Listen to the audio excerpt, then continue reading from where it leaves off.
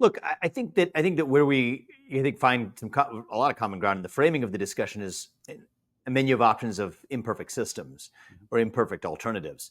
Now, I would say that even this gets into sort of a deeper vision of philosophy of virtue, but if our own needs matched our wants, if we wanted what we needed and really there was not a gap between the two, capitalism would be the perfect system, right? But the gap between what we need and what we want accounts for, that delta is this thing we might call an approximation of virtue. And I think that a lot that goes wrong with capitalism in part is explained by the way in which our own innate human wants don't always match our needs. What we actually manifest our revealed preferences in the market don't always actually represent what we ultimately need for a fuller realization of ourselves. So I think that we agree that as a matter of policy, we're choosing between less imperfect options. But I do think that the case has at least been more rigorously made over the body of work of the last 100 years of libertarian economic scholarship, fantasy land though some of that may be, in a way that is missing for what the exact quotient would be of exactly how much of a regulatory apparatus without being too much, exactly how much competition we want while also restricting the international dimension of it. And I think that perhaps that puts the new in the new right? And so perhaps this is being developed, and intellectualized as we speak. And Partly, I I got to mean, say, I actually, would one say of the there's, yeah, on my side, you have to turn to, because the right has, there were conservative or Republican figures who made their peace with the vision I described. Most notably, I would say Eisenhower and Nixon, and mhm. I'd kind of place Trump as an inheritor of, he skips over in a way the Goldwater Reagan, George W. Bush tradition. Donald Trump is a sort of inheritor is more of a Dwight Eisenhower Nixonian president.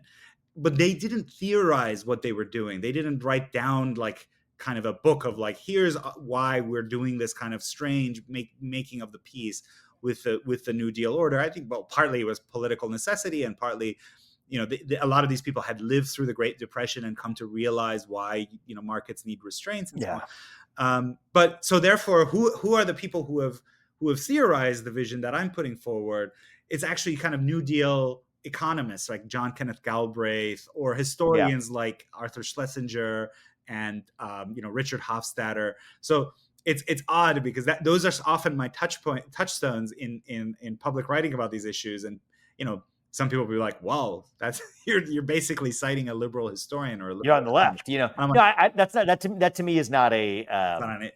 Yeah, that but that to just me to is not a say that there is a meaningful body of allegation. work Yeah. that's very rigorous and very has a place Yeah. of eminence on the mainstream or the center left, but that within the conservative tradition, what Well, I'm, but what I I'm think trying to carve I out think is sort of under theorized. So I agree with you there. yeah, it's under theorized as to how that would otherwise inevitably, a conservative might say, that framework inevitably leads to the advancement of liberal substantive goals. And is there a possibility of advancing a conservative alternative vision using the same instruments? I think is maybe under And theorized, and I think to me, it's like to me, gracious of you to admit that. union workers having stable jobs, being able to support a family on one or one and a half income, being able to have the peace of mind to go to church, to retire in safety, that's a conservative outcome.